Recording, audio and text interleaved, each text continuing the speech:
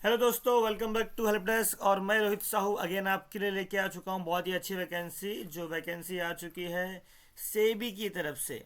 Okay, SEBI grade A की requirement आ चुकी है। जो रिक्वायरमेंट आ चुकी है सिस्टम मैनेजर की पोस्ट के लिए, वेरियस स्ट्रीम के लिए, जैसे जनरल स्ट्रीम हो गया, लीगल स्ट्रीम हो गया, इंफॉर्मेशन टेक्नोलॉजी स्ट्रीम हो गया, रिसर्च स्ट्रीम हो गया, ऑफिशियल लैंग्वेज स्ट्रीम हो गया, इंजीनियरिंग में इलेक्ट्रिकल या फिर डिप्लोमा, सॉरी सिविल आपके पास होना चाहिए। तो आप इस फॉर्म को प्रॉपरली फिलअप कर सकते हैं।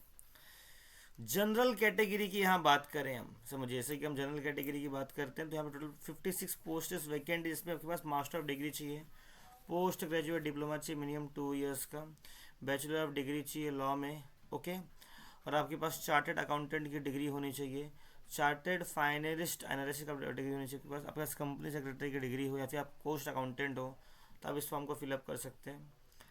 लीगल स्ट्रीम के लिए आपके पास 20 पोस्ट होने चाहिए, जिसके अंदर essential qualification bachelor of degree चाहिए लॉ में। ओके, आपके पास 2 साल का एक क्वालिफिकेशन एक्सपीरियंस होना चाहिए एडवोकेट का। ठीक है। आईटी के लिए टोटल 22 सीट्स अवेलेबल हैं, जिसके अंदर आपके पास सिविल या फिर इलेक्ट्रिकल में आपने इंजीनियरिंग की हो।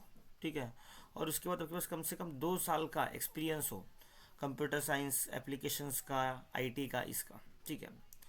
रिसर्च की हम बात करें, रिसर्च में मास्टर ऑफ डिग्री चाहिए आपके पास, पोस्ट ग्रेजुएट डिप्लोमा चाहिए 2 साल का in economics, commerce, business administration, econometrics, quantitative economics, financial economics, mathematical economics, business economics, agriculture economics, ये सब चीज़ों पे। या तो आपके पास master of degree, post diploma in finance, quantity finance, mathematical finance, quantitative techniques, international finance, business finance, इसमें आपका मतलब एक तरह से क्या बोलते हैं कि आपका क्वालिफिकेशन होना चाहिए।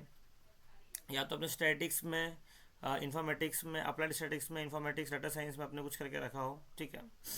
ऑफिशियल लैंग्वेज की बात करें तो आपके पास मतलब इसकी 3 पोस्ट वैकेंट है, जिसके अंदर आपको मास्टर ऑफ डिग्री चाहिए हिंदी में, translation Hindi translate with English as subject as the bachelor degree in level, और संस्कृत, इंग्लिश, इकोनॉमिक्स, कॉमर्स, समझे आप, ये सब आप आगे एक तरह से आपके पास चाहिए।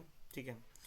और इलेक्ट्रिकल इंजीनियरिंग की बात करें तो इसमें आपके इसके पास मेनली आपके पास इलेक्ट्रिकल इंजीनियरिंग का मतलब एक तरह से बीई करके एक मतलब डिग्री होनी चाहिए, जिस और आपके पास वर्किंग एक्सपीरियंस होना चाहिए, जैसे कि सेंसिटिव सर्विलेंस सिस्टम का, सिक्योरिटी अलार्म सिस्टम का, ईपीएबीएस का, यूपीएस सिस्टम का, और एडमिनिस्ट्रेशन आपका होना चाहिए, मालूम पड़ा एयर कंडीशनिंग प्लांट का, उसके प्रॉपर तरह से उसके एक्सपीरियंस होना चाहिए। ठीक है।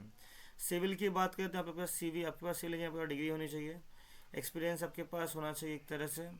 ओके, रेसिडेंटल प्रॉपर्टीज़ को वर्क कैसे करना है, कैड कैम प्रोडक्ट कैसे करना है, कंस्ट्रक्शन प्रोडक्ट का परफेक्टली आपको एक आइडिया होना चाहिए। ठीक है।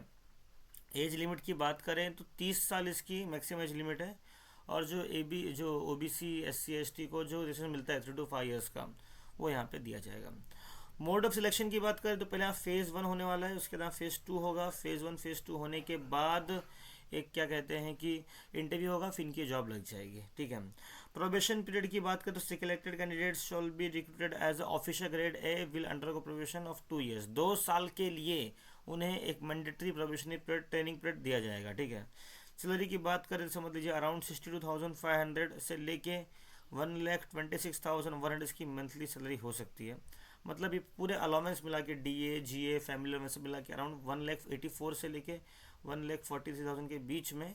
मतलब अगर आप विदाउट अकोमोडेशन लेंगे तो 1,43,000, और with accommodation it will be around 1,84,000 आपकी सैलरी हो सकती है, जिसके अंदर आपको leave, fare, concession, medical expense, eye reflection, education allowance, knowledge updation allowance, briefcase, conveyance expense, house cleaning allowance, staff furnishing scheme, इसी बहुत सारी चीज़ों का फ़ायदा मिलेगा।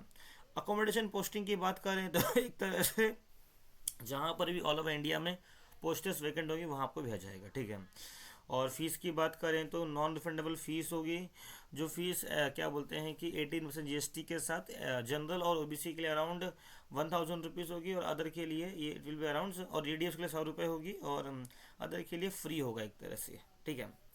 तो बहुत ही अच्छी वैकेंसी है, जिन्होंने भी ये एजुकेशन क्वालिफिकेशन करके रखा होगा और उन्हें एक गवर्नमेंट जॉब चाहिए, तो से भी बहुत एक अच्छा बोर्ड है जिसके जरिए आप अपना गवर्नमेंट जॉब पाने का सपना पूरा कर सकते हैं। Thank you for watching this video, और ऐसे ही हेल्पफुल वीडियो मेरे चैनल पे आते रहेंगे, तो प्लीज़ चैनल को सब्सक्राइब करिए। Thank you.